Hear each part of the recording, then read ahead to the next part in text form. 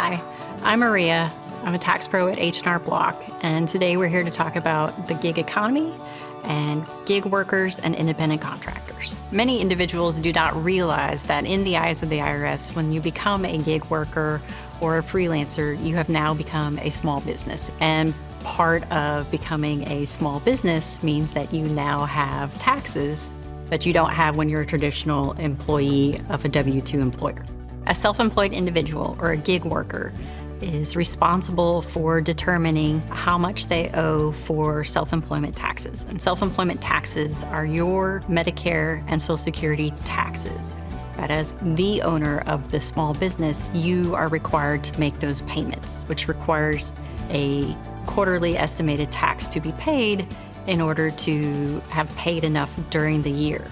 If you're not paying quarterly estimated taxes to the IRS, then you're possibly looking at additional tax on taxes owed, penalties, fees, and interest on all of those. As an independent contractor or gig worker, even if all of your income is in cash, you are still responsible for reporting all of that income to the IRS.